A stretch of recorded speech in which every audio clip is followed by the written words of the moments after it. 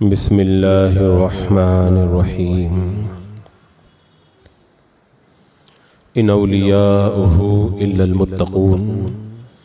सदक़ल्लाहु मौलानल अज़ीम व सदक़ रसूलुहुन नबियुल अमीनुल मतीनुल करीम व नहनु अला ज़ालिका लमिनश शाहिदीन व शाकिरीन वल्हम्दुलिल्लाहि रब्बिल आलमीन। हुसूल बरकत के लिए आक़ाए नामदार मदीने के ताजदार शहंशाह ज़ी वक़ार नबी मुहतरम रहमते दो आलम नूर मुजस्सम अरवाहु नाफिदा मुहम्मदुर रसूलुल्लाह सल्लल्लाहु ताला अलैहि वसल्लम की पुरनूर बारगाह में दुरूद व सलाम का हदिया पेश कर लीजिए। अल्लाहुम्मा सल्लि अला सय्यदिना व शफ़ीना व हबीबना व मौलाना मुहम्मदिन व बारिक व सल्लिम सलातन व सलामन अलैका या रसूल अल्लाह सल्लल्लाहु ताला अलैहि वसल्लम। आला हज़रत इमाम अहले सुन्नत रज़ी अल्लाह ताला अन्हु ने हम क़ादरी ग़ुलामों को हमेशा यही सिखाया कि दुआ करो क़ादरी कर, क़ादरी रख, क़ादरियों में उठा क़द्र अब्दुल क़ादिर कुदरत नुमा के वास्ते। यानी हमारा जीना भी क़ादरी बन के हो और हमारा मरना भी क़ादरी बन के हो। और ये जो निस्बत क़ादरी है बड़ी जो है वो काम की चीज़ है। ये निस्बत क़ादरी बड़े काम की चीज़ है। वो आला हजरत ने फरमाया था ना कि तुझसे दर, दर से सग और सग से है मुझको निस्बत, मेरी गर्दन में भी है दूर का डोरा तेरा। आप लोगों ने देखा होगा कि जब शहर में कुत्ते ज़्यादा हो जाते हैं तो म्यूनिसिपल की तरफ से गाड़ी आती है और आवारा कुत्तों को पकड़ करके ले जाती है। लेकिन जिस कुत्ते के गले में पट्टा रहता है म्यूनिसिपल उस कुत्ते को नहीं पकड़ती। क्यों? ये इस बात की अलामत है कि ये कुत्ता किसी के घर का कुत्ता है। आला हजरत सरकार फरमाते हैं तुझसे दर, दर से सग और सग से है मुझको निस्बत, मेरी गर्दन में भी है दूर का डोरा तेरा। इस निशानी के जो सग हैं नहीं मारे जाते, हश्र तक रहे मेरे गले में पट्टा तेरा। जो दुनिया में पट्टा डाल ले कुत्ता उसको दुनिया वाले नहीं उठाते, और जो क़ादरी पट्टा अपनी गर्दन में डाल ले उसको क़यामत के दिन फरिश्ते पकड़कर जहन्नम में नहीं लेकर के जाएंगे। उसको कहेंगे तो क़ादरी ग़ुलाम है, इसको तो जन्नत में जाने दो इसको। और ये निस्बत क़ादरी कितने काम की चीज़ है।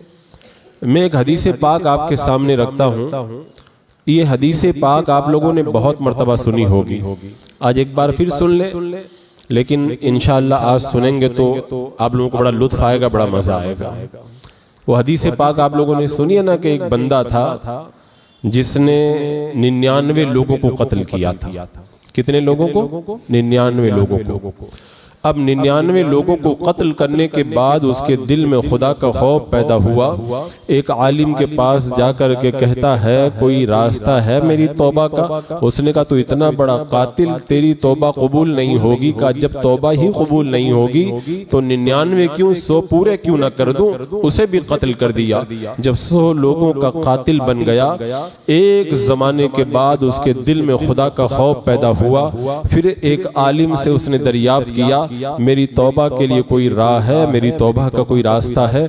बताया कि यहाँ करीब के अंदर एक अल्लाह वालों की बस्ती है, वहाँ पे चले जाओ, तुम्हारी तौबा का जो है वो कबूलियत का कोई इंतजाम हो जाएगा। वो अल्लाह की बारगाह में तौबा के इरादे से उन नेक लोगों की बस्ती की तरफ अभी चला है, चंद कदम चला था, उसका इंतकाल हो गया। और जब इंतकाल हुआ तो फरिश्ते जन्नत वाले भी आ गए, जहन्नम वाले भी आ गए।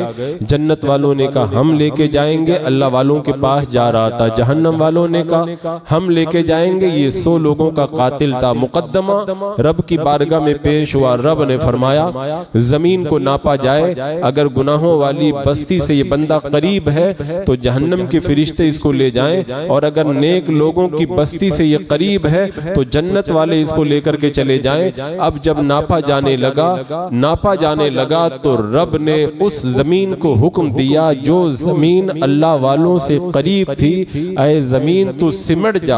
और जब जमीन सिमट गई, नापा गया, तो अल्लाह वालों से वो एक बालिश करीब निकला। अल्लाह ने इसी सबब से उसकी मग़फ़िरत फरमा दी और उसे जन्नत अता फरमा दी। ये हदीस पाक आप लोग इससे पहले भी सुन चुके हो। अब मैं आपकी तवज्जो चाहूंगा थोड़ी। हम लोग गुनहगार जरूर हैं, लेकिन 100 लोगों के कातिल नहीं हैं। हम लोग तौबा करने के इरादे से नहीं चले हैं, बल्कि हुजूर ताजुश शरिया के हाथों में हाथ देकर के तौबा कर चुके हैं कि तौबा करता हूं मैं अपने गुनाहों से, अल्लाह मेरी तौबा को कबूल फरमा। हम अल्लाह वालों की बारगाह में जाने के इरादे से चले नहीं हैं, बल्कि अल्लाह के वली की बारगाह में जाकर के उनके मुरीद तक हो चुके हैं। अब आप अपने दिल पे हाथ रख करके बताएं, जो बंदा 100 लोगों का कातिल हो, अभी तौबा किया नहीं है, तौबा करने का सिर्फ इरादा है और इरादा करके अल्लाह वालों की बारगाह में पहुंचा नहीं है, अभी चंद कदम चला है, अल्लाह जब उसको बख्श देता है और उसे जन्नती बना देता है। जो 100 लोगों का कातिल भी ना हो, तौबा भी कर चुका हो, अल्लाह वालों की बारगाह में पहुंच भी चुका हो और कह भी चुका हो मैंने अपना हाथ गौसे पाक के दस्ते पाक में दिया, जब वो बख्शा गया जो पहुंचा नहीं था, तो जो पहुंच चुका अल्लाह उसकी मग़फ़िरत क्यों नहीं फरमाएगा। यह है निस्बत कादरी की बरकतें। और इंशाअल्लाह सरकार गौसे पाक रदी अल्लाह ताला ने फरमाया भी, मैं उस वक्त तक जन्नत में नहीं जाऊंगा जब तक अपने मुरीदों को जन्नत में लेकर के न चला जाऊं। खुद आप इरशाद फरमाते हैं सरकार गौसे पाक रदी अल्लाह ताला ने, मुझे एक दफ्तर दिया गया जो ता हद्दे नजर कुशादा था, उसमें लोगों के नाम थे। मुझसे कहा गया अब्दुल कादिर ये तुम्हारे मुरीदों के नाम है और तुम्हारे सदक़े में इन तमाम मुरीदों की मग़फ़िरत फरमा दी गई है। फरमाते मैंने दारोगाए जहन्नम से पूछा कि क्या कोई मेरा मुरीद तेरे पास है, तो दारोगाए जहन्नम ने जवाब दिया आपके मुरीदों को जहन्नम से क्या काम है। और औलियाए किराम फरमाते हैं, औलियाए किराम फरमाते हैं गौसे पाक का कोई ऐसा मुरीद है ही नहीं जिसके जामिन गौसे पाक ना हो। गौसे पाक अपने तमाम मुरीदों के जामिन है, इसीलिए उनका कोई मुरीद बगैर तौबा के मर नहीं सकता है। हजरत शेख अदी बिन मुसाफिर रदी अल्लाह ताला अन्हु फरमाते हैं अगर किसी भी बुजुर्ग का कोई भी मुरीद मेरे पास में आए और मुझसे खिरका मांगे, उसे मैं खिरका दे देता हूँ, लेकिन जब गौसे पाक का कोई मुरीद मेरे पास आता है और मुझसे खिरका मांगता है, मैं उसे खिरका नहीं देता हूँ, इसलिए कि गौसे पाक के जितने मुरीद हैं सब नूर में तैर रहे हैं और जो दरिया के अंदर हो उसे नहर के पास आने की जरूरत नहीं रहा करती है। तो सरकार गौसे पाक के मुरीदों के बारे में तो औलियाए किराम खुद यहाँ तक कह करके चुप हो गए। इसीलिए औलियाए किराम ने कहा था कि पूछते क्या हो शहे जीला के फजाइल आसी, हर फजीलत के वो जामे हैं नबूवत के सिवा। वो नबी नहीं है, अल्लाह ने उन्हें विलायत के आला मनसब पर जरूर फाइज फरमाया। और इमाम याफई रहमतुल्लाह तआला अलैह खुद इरशाद फरमाते हैं, ज़ुब्दतुल असरार में ये रिवायत मौजूद है कि अगर सारी दुनिया के फूलों की पत्तियों के कागज बना दिए जाएं और सारी टहनियों के कलम बना दिए जाएं और फिर उन कलमों से गौसे पाक की शान उन पत्तियों पर लिखना शुरू कर दिया जाए, सारी पत्तियां और सारी टहनियां खत्म हो जाएंगी, गौसे पाक की शान नहीं खत्म हो पाएगी। अल्लाह ने इतनी फजीलत अता फरमाई है। इसीलिए तो आला हजरत सरकार ने कहा था वाह क्या मर्तबा गौस है बाला तेरा, ऊंचे ऊंचों के सरों से कदम आला तेरा। आप लोगों को पता है ना कि जब किसी को देखते हैं ना तो जब उजाला ज्यादा होता है तो आंखें मल मल करके देखना पड़ता है। आला हजरत सरकार फरमाते हैं सर भला क्या कोई जाने कि कैसा है तेरा, असफिया मलते हैं आंखें वो है तलवा तेरा। ऐ सरकार गौसे पाक आपका चेहरा तो बहुत खूबसूरत, आपके कदम भी इतने खूबसूरत हैं कि अल्लाह के वली जब आपके कदमों को देखने के लिए नजर उठाते हैं तो उनकी आंखें चकाचौंध हो जाती हैं। वो असफिया मलते हैं आंखें वो है तलवा तेरा, आंखें मल मल करके आपका तलवा असफिया किराम देखा करते हैं। और आपको पता है सरकार गौसे पाक रदी अल्लाह तआला अन्हु हसनी सैयद भी हैं और हुसैनी सैयद भी हैं। मेरे आका अलैहिस्सलातु अलैहिस्सलाम ने अपना फैज़ अता किया खातून जन्नत को, खातून जन्नत से ये फैज़ इमाम हसन और हुसैन को मिला, और फिर ये दोनों जो नूर की नहरें थी ये चल करके गौसे पाक में आकर के मिल गई, और मेरे आका अलैहिस्सलाम का मुकम्मल फैज़ान सरकार गौसे पाक को हासिल हुआ है। हज़रात मुकर्रम, ये अल्लाह का बड़ा फजल है, अल्लाह ने ऐसी अजीम हस्ती का हमें मुरीद होने का मौका अता फरमाया। असल में ये जो निस्बत कादरी है ना, इसकी कदर बहुत सारे लोगों को पता ही नहीं है। आप लोग शजरा पढ़ते हो ना, शजरा, अरे आप जब मुरीद हुए थे तो आपको शजरा दिया गया था। उस शजरा है ना, या इलाही रहम फरमा मुस्तफ़ा के वास्ते, या रसूल अल्लाह करम कीजिए खुदा के वास्ते। ये शजरा अगर आप पढ़ते हैं सुभान अल्लाह, और अगर नहीं पढ़ते हैं तो आज से पुख्ता इरादा कर ले, रोजाना ये शजरा पढ़ा करें। आला हजरत फरमाते हैं ये शजरा जब आप पढ़ेंगे तो इसमें अपने पीर से लेकर के मेरे आका सल्लल्लाहु ताला अलैहि वसल्लम तक जितने भी हमारे बुजुर्गाने दीन हैं सबके नाम है। तो जब इन बुजुर्गों का नाम लोगे तो आप तो जानते ही हैं, अगर दुनिया के किसी बंदे को रोजाना याद किया जाए ना तो वो मेहरबान हो जाता है, तो जब इन बुजुर्गों को रोजाना याद करोगे तो वो हमारे ऊपर कितने मेहरबान हो जाएंगे। और आप जानते हैं अगर किसी को खुशी के वक्त में याद किया जाता है तो मुश्किल वक्त के अंदर वो काम आया करता है। आज खुशी के दिनों में जब उनका नाम पढ़ोगे ना, कल क़यामत के दिन मुश्किल वक्त आएगा, वो हाथ पकड़ करके हमें जन्नत के अंदर लेकर के जाएंगे। और ये भी आप जानते हैं ये अल्लाह के वली है सब, और अल्लाह वालों का जब जिक्र होता है तो रहमतों का नुज़ूल हुआ करता है।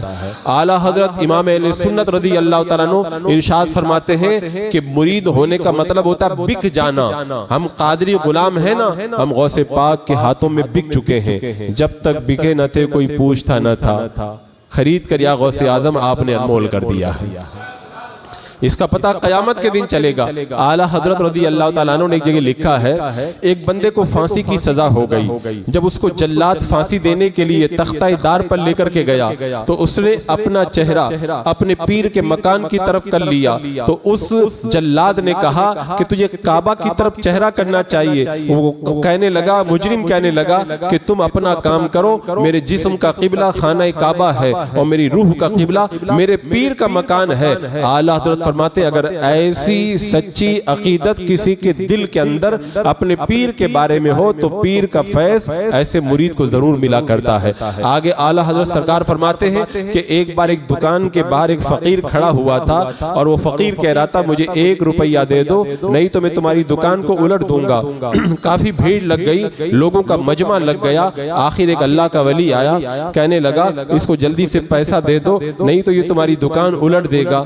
लोगों ने कहा कि हुजूर कैसी बातें करते हैं, ये बिल्कुल गुनहगार आदमी है, इसके अंदर कहाँ इतनी हिम्मत है। उस अल्लाह के वली ने कहा मैंने इसको झांक करके देखा है, ये बिल्कुल खाली है। मैंने इसके पीर को भी झांक करके देखा है, वो भी खाली है। लेकिन इसके पीर का जो पीर यानी दादा पीर है, मैं देख रहा हूँ बड़ा पावरफुल है।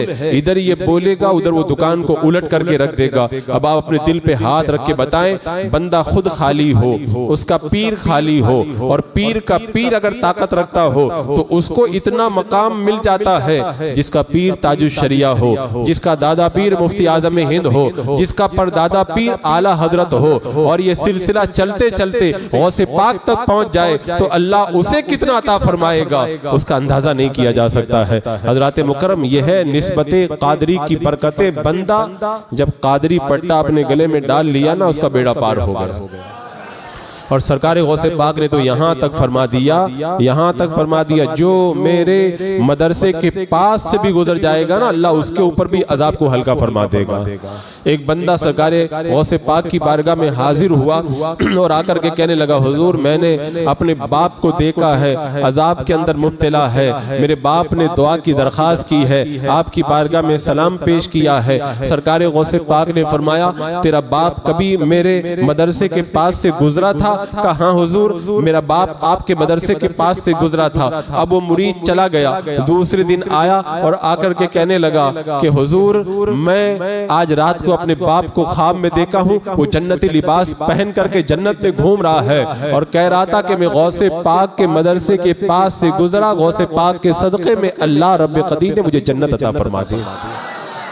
मैं कहता हूं जो गौसे पाक के मदरसे के पास से गुजर जाए वो जन्नती बन जाए, और जो गौसे पाक के दस्ते पाक को पकड़ करके गए कि मैंने अपना हाथ गौसे पाक के हाथ में दिया, अल्लाह उसे जन्नत क्यों नहीं अता फरमाए। एक बंदा सरकार गौसे पाक की बारगाह में अर्ज करने लगा, हुजूर कब्रिस्तान में एक मुर्दे को दफन किया गया, बहुत चिल्लाता है, लगता है अजाब के अंदर मुब्तला है। सरकार गौसे पाक ने फरमाया क्या उसने मुझसे खिरका पहना है? लोगों ने कहा पता नहीं। सरकार गौसे पाक रज़ी अल्लाह तआला अन्हु ने अपनी नजर को झुका लिया और थोड़ी देर के बाद में नजर उठाई, और नजर उठाने के बाद में इरशाद फरमाया, फरिश्ते मुझसे कह रहे हैं ये बंदा आपसे मोहब्बत रखता था और उसी मोहब्बत के सदक़े में अल्लाह ने इसकी मग़फ़िरत फरमा दी है। अब उसके बाद में लोगों ने देखा कि उसकी कब्र से आवाजें आना बंद हो गई हैं। तो जो गौसे पाक से मोहब्बत करे उसकी कब्र से अजाब हल्का हो जाए, और जो रात दिन पड़े कादरी कर कादरी रख कादरियों में उठा कदरे अब्दुल कादिर कुदरत नुमा के वास्ते अल्लाह उसकी कब्र से अजाब क्यों नहीं हल्का फरमाएगा। ये जो हम लोग महफिलें सजाते हैं ना, इन महफिलों के अंदर बड़ी बरकतें और बड़े फायदे हैं। उन अल्लाह वालों को आज हम याद कर रहे हैं ना, मुश्किल वक्त में वो हमारे बड़े काम आएंगे। और सरकार गौसे पाक तो अपने मुरीदों पे इतने मेहरबान, एक बार सरकार गौसे आजम रज़ी अल्लाह तआला अन्हु लिख रहे थे, अरे आपको पता है ना गौसे पाक बहुत बड़े मुफ्ती थे, पता है ना आप लोगों को? बहुत सारे लोग तो समझते हैं खाली अल्लाह के वली थे, अरे अपने जमाने के सबसे बड़े वो मुफ्ती भी थे। वो जब सारे मुफ्तियों की गाड़ी फंस जाती थी तो गौसे पाक की बारगाह में सवाल आता था। एक बार सरकार गौसे पाक की बारगाह में एक सवाल आया, कहा हुजूर हमने सब जगह सवाल कर लिया, किसी मुफ्ती के पास कोई जवाब नहीं है, आप जवाब अता फरमा दें। सरकार गौसे पाक की बारगाह में सवाल पेश हुआ। सवाल मालूम है क्या था? एक बंदा है, उसने कसम खाई है मैं ऐसी इबादत करूं जो इबादत इस वक्त दुनिया के अंदर कोई और बंदा नहीं कर रहा हो, अगर मैं ऐसी इबादत न करूं तो मेरी बीवी को 3 तलाक। अब मुफ्तियों के पास जब सवाल गया कि अगर नमाज पढ़ेगा तो कोई तो नमाज पढ़ रहा होगा, अगर ये तिलावत करेगा कोई तो तिलावत कर रहा होगा, अगर ये तस्बीह पढ़ेगा कोई तो तस्बीह पढ़ रहा होगा, अगर ये कोई और नेकी करेगा दुनिया में कहीं ना कहीं तो वो नेकी कोई ना कोई बंदा तो कर ही रहा होगा। और इसने कसम खाई है मैं ऐसी नेकी करूं जो नेकी उस वक्त में कोई दूसरा न कर रहा हो। अब इसको कैसे कसम को पूरा किया जाए? अब तुम्हारी बीवी को तलाक पढ़ने से कोई नहीं बचा सकता है। गौसे पाक की बारगाह में जब सवाल आया ना, गौसे पाक ने फौरन कलम उठाया और जवाब लिखा, इससे कहो खाना काबा में चला जा, थोड़ी देर के लिए जो लोग तवाफ कर रहे हैं उनके तवाफ को रोक दे और तू खाना काबा का तवाफ कर। दुनिया में खाना काबा एक ही है, जब तू अकेला तवाफ करेगा तो ये ऐसी नेकी होगी जो इस वक्त दुनिया में तू अकेला ही कर रहा होगा, कोई दूसरा ना कर रहा होगा। जब तू तवाफ कर लेगा तेरी कसम पूरी हो जाएगी, तेरी बीवी को तलाक नहीं पड़ेगी। अल्लाह रब्बुल कदीर ने गौसे पाक को इतना बड़ा मुफ्ती बना। और जो नाइब गौसे आजम होता है वो भी बहुत बड़ा मुफ्ती होता है। आला हजरत अपने जमाने में नाइब गौसे आजम थे, सबसे बड़े मुफ्ती थे। हुजूर मुफ्ती आजम हिंद अपने जमाने में नाइब गौसे आजम सबसे बड़े मुफ्ती थे, और हुजूर ताजुल शरिया अपने जमाने में नाइब गौसे आजम। उनसे में हमने देखा है कि 2-2 महीना तक मुफ्तियाने किराम सेमिनार की तैयारी करते और सेमिनार हाल में जाते, पूरे हिंदुस्तान के मुफ्ती जमा होते, 24 घंटा तक बहस होती, और बहस करने के बाद में आखिर में जब कोई मसला फंस जाता था हुजूर ताजुल शरिया तशरीफ लाते थे और चुटकियों में मसला हल फरमा दिया करते। ये खुद एक अलग उन्वान है, इस पर मेरी मुकम्मल एक तकरीर है कि अल्लाह ने सरकार ताजुल शरिया को कितना बड़ा मुफ्ती बनाया था। मैं एक मिसाल दे दूं तो हो सकता है कि कुछ आपके जो दिल का जो इश्क है वो और ज्यादा ताजा हो जाए। एक बार बरेली शरीफ में सेमिनार चल रहा था, मसला सेमिनार के अंदर ये पेश हुआ था कि अगर कोई बंदा एयरपोर्ट पे नमाज पढ़ रहा है, अगर कोई स्टेशन पे नमाज पढ़ रहा है, रोड पे नमाज पढ़ रहा है, तो बड़ी बड़ी तस्वीरें लगी हैं और नमाजी के आसपास जानदार की अगर बड़ी तस्वीर लगी हुई हो तो वहां पे नमाज मकरूह तहरीमी होती है और उस नमाज को लौटाना वाजिब हुआ करता है। अब मुफ्तियाने किराम तैयारी करके आए, 2 दिन तक बहस की, कोई मसला हल ना हो पाया।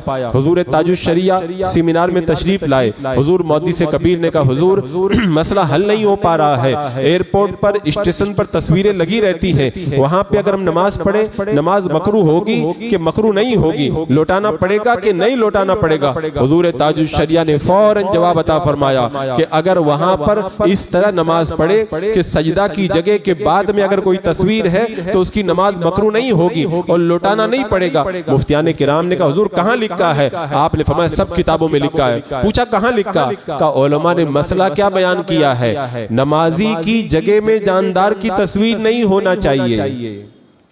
आप मस्जिद में नमाज पढ़ रहे हैं, ये नमाजी की जगह है। आप घर में नमाज पढ़ रहे हैं, पूरा घर नमाजी की जगह है। आप किसी जो है वो बंगले में नमाज पढ़ रहे हैं, वो पूरी नमाजी की जगह है। लेकिन आप एयरपोर्ट पे नमाज पढ़ रहे हैं, स्टेशन पे नमाज पढ़ रहे हैं, तो जितनी जगह में आप नमाज पढ़ रहे हैं और सजदे में आपकी नजर जहां पे रुकी हुई है उतनी जगह ही नमाजी की जगह है। बाकी जो जगह है वो नमाजी की जगह नहीं है। लिहाजा जो तस्वीर है वो उसकी नजरों के अलावा बाहर की तरफ है, तो वो तस्वीर नमाजी की जगह में कहां हुई? नमाजी की जगह के बाहर हुई। उसकी नमाज मकरूह नहीं होगी और नमाज को लौटाना भी नहीं पड़ेगा। सारे मुफ्तियाने किराम ने जब सुना तो सुभान अल्लाह कह उठे। अल्लाह ने ऐसा तफक्कुर सरकार ताजुल शरिया को अता फरमाया था। तो मैं क्या अर्ज कर रहा था? मैं अर्ज कर रहा था कितना प्यार था मुरीदों से गौसे पाक को। अब लिख रहे थे, लिखते लिखते अचानक ऊपर से एक चुईया ने जो है वो मिट्टी गिरा दी। आपने मिट्टी को साफ कर दिया, फिर लिखने लगे, चुईया ने फिर मिट्टी गिराई। आपने मिट्टी को अपने किताब पर से साफ कर दिया, फिर लिखने लगे, फिर मिट्टी गिराई, आपने साफ कर दिया। जब चौथी मर्तबा उसने मिट्टी गिराई ना, सरकार गौसे पाक ने ऐसे नजर उठा करके चुईया को देखा ना, मर करके नीचे आकर के गिर गई। सरकार गौसे पाक रो पड़े। रोने लगे तो हजरत अबुल मामर आपके खादिम आपकी बारगाह में मौजूद थे। उन्होंने कहा हुजूर बात समझ में नहीं आई, आप अचानक क्यों रोने लगे? कहा कि चुईया ने मुझे तकलीफ पहुंचाई, चुईया ने मुझे तकलीफ पहुंचाई, मैंने उसकी तरफ नजर डाली तो वो मर करके हिलाक हो गई। मैं ये सोच करके रो रहा हूँ, खुदा ना करे कल कोई मेरे मुरीद से मुझे तकलीफ पहुंच जाए और मेरी वजह से वो हिलाकत के अंदर न पड़ जाए। यानी इतना ख्याल था अपने मुरीदों का कि कल मेरे मुरीद की तरफ से अगर मुझे तकलीफ पहुंच गई और मैंने अगर उस पर जलाल की नजर डाल दी तो कहीं वो हिलाक ना हो जाए, कहीं वो। इतना अल्लाह रब्बे कदीर और सरकार गौसे पाक तो मुरीदों का इतना ख्याल रखते। आप जब मदरसे में पढ़ाया करते थे, अरे आपको ये भी मालूम है ना गौसे पाक पढ़ाते थे दारुल उलूम में, अरे मदरसा कादरिया में पढ़ाते थे। चलो ये भी बता देता हूँ, हर साल गौसे पाक के मदरसे से 3000 उलमा फारिग होते थे। कितने? 33 साल तक आपने पढ़ाया। कितने साल? 33 साल। अब जोड़ लो कितने उलमा फारिग हुए आपके मदरसे से? 1 लाख उलमा किराम गौसे पाक के शागिर्द और आपके मदरसे से फारिग हुए। एक बात और मजे की वो भी बता दो, गौसे पाक के मदरसे से पढ़ने वाले कैसे कैसे थे? गौसे पाक के मदरसे से पढ़ने वाला एक तालिब इल्म वो भी था जिसने इन यहूदियों के कब्जे से मस्जिद अक्सा को निकाल करके मस्जिद अक्सा को मुसलमानों के हाथों में दिया था, जिनका नाम था सुल्तान सलाउद्दीन अय्यूबी रदी अल्लाह ताला। ये भी गौसे पाक के मदरसे से पढ़े हुए थे। तो सरकार गौसे पाक जब मदरसे में पढ़ाते थे ना, किसी बच्चे के पास कलम नहीं होता, कलम अता फरमाते, कोई बीमार होता उसकी इयादत के लिए घर पे तशरीफ ले जाते। सुनते तो ताज्जुब होता, गौस अपने जमाने का वो एक तालिबे इल्म की खबरगिरी के लिए उसके घर पे जाता। पता चला एक दिन एक बच्चा पढ़ने नहीं आया, का बीमार है। आप गए, वो बाग के अंदर आराम कर रहा था। गौसे पाक जब पहुंचे, 2 दरख्त थे, दोनों सूख गए थे, काटने का इरादा था। गौसे पाक ने एक दरख्त के नीचे वुजू बनाया, दूसरे दरख्त के नीचे नमाज अदा की। आपकी नमाज और वुजू की बरकत से अल्लाह ने दोनों दरख्तों को हरा भरा फरमा दिया। आप इयादत करके वापस तशरीफ लाए और इतना ख्याल था अपने प्यारों का। सरकार गौसे पाक को बाजार से निकल रहे हैं, एक बच्चा आया। आज आप मुझे देखें, मैं जुब्बा पहन के आया, साफा बांध करके आया। अगर मैं अभी बाहर निकल जाऊं, कोई छोटा सा बच्चा मुझे जेब से पैसा निकाल के दे कि वो हजरत मुझे थोड़ा बाजार से टापी ला करके दे दे, मुझे कितनी शर्म आएगी, मैं लाने में हिचकिचा जाऊंगा। सरकार गौसे पाक औलिया के सरदार एक बच्चे ने जेब से पैसा निकाला, का हुजूर बाजार से मिठाई ला करके दे दे। गौसे पाक ने पैसा लिया, जब बाजार की तरफ जाने लगे ना, एक बच्चे ने आवाज दी, हुजूर रुकिए मेरे लिए भी मिठाई लेकर के आना। उसने भी पैसा दे दिया। तीसरे ने कहा हजरत मुझको भी ला के दे दो। अब बच्चे आगे बढ़ बढ़ करके पैसा दे रहे। गौसे पाक पैसा लिए बाजार में गए और उनको मिठाई ला करके अता फरमाई। एक तरफ इतने आली अखलाक अपनों के साथ में, और दूसरी तरफ आलम यह है वक्त के बड़े बड़े वली आपकी बारगाह में से तर कहां पा करते थे। अल्लाह ने रब्बे कदीर ने वो हैबत अता फरमाई। आपको याद होगा वो अबू गालिब नाम का ताजिर है, आपकी बारगाह में आया और आकर के सरकार गौसे पाक से कहता, हुजूर मेरे घर पे दावत खाने के लिए तशरीफ ले चलें। सरकार गौसे पाक ने नजर झुकाई और उसके बाद में नजर उठा के फरमाया, इजाजत मिल गई है। अब गौसे पाक रदी अल्लाह तआला अन्हु जब दावत में जाने के लिए तैयार हुए, आपको बताऊं वो कैसा मंजर होता होगा, हम तो अंदाजा नहीं कर सकते, लेकिन मैं एक बताता हूँ एक बात, उससे आप अंदाजा लगाइए। हुजूर ताजुश शरिया को हमने देखा है, जब आप प्रोग्राम में जाने के लिए निकलते थे ना, तो एक अजीब कैफियत होती, लगता है दूल्हा बादशाह निकल रहा है। तो जब उनके गुलामों का ये आलम है, तो सरकार गौसे पाक जब दावत में जाने के लिए निकले होंगे तो क्या आलम होगा। आपको पता है गौसे पाक जब सवारी पे सवार होने लगे ना, तो वक्त के बहुत बड़े वली हजरत अली बिन हैती ने गौसे पाक का कदम पकड़ करके रकाब में रखा, दूसरा कदम शेख अबुल हसन रदी अल्लाह तआला अन्हु ने थामा और उसे रकाब में रखा। गौसे पाक जब निकलते थे ना, तो औलिया की बारात साथ में हुआ करती थी। अब दावत में गए सरकार गौसे पाक और जाकर के बैठ गए, किसी की मजाल है खाने की तरफ हाथ बढ़ा ले। गौसे पाक रदी अल्लाह तआला अन्हु अभी खामोश खड़े, खामोश बैठे हुए हैं। अचानक आपने कहा कि वो टोकरा जो रखा उसको उठा करके लेके आओ। टोकरा को लाए, का खोलो, खोला गया, देखा उसमें साहिब खाना अबू गालिब ताजिर का एक अपाइज कोड़ी बरस ज़दा लड़का अंदर था, जो कभी उठ करके बैठा भी नहीं था, पैदा हुआ तब से ऐसे ही पड़ा हुआ था। सरकार गौसे पाक का उठ और उठ करके चल। आपकी ज़बाने मुबारक से ये कलिमात जब अदा हुए ना, वो अपाइज बच्चा उठ करके ऐसे दौड़ने लगा जैसे कोई बीमारी नहीं थी उसको कोई। और उसके बाद यहाँ वहां से निकल के आए। अब आप देखें, एक तरफ इतनी हैबत और दूसरी तरफ बच्चा कह रहा हुजूर बाजार से मिठाई ला करके दे दे। देखो ऐसा आदमी जब बड़ा बन जाता है ना, हमने देखा जो आदमी करोड़पति बन जाता है ना, तो नौकर लोग उसको कीड़े मकोड़े लगते हैं, वो समझता मैं पता नहीं क्या हो गया हूँ। गौसे पाक जो औलिया किराम के सरदार आलम यह है, हज के लिए जा रहे हैं। जब हज के लिए गौसे पाक रवाना हुए ना, रात हो गई। आपने इरशाद फरमाया कि इस गांव के अंदर देखो सबसे गरीब आदमी कौन है, उसी के घर पे जाके हम लोग क़याम करेंगे।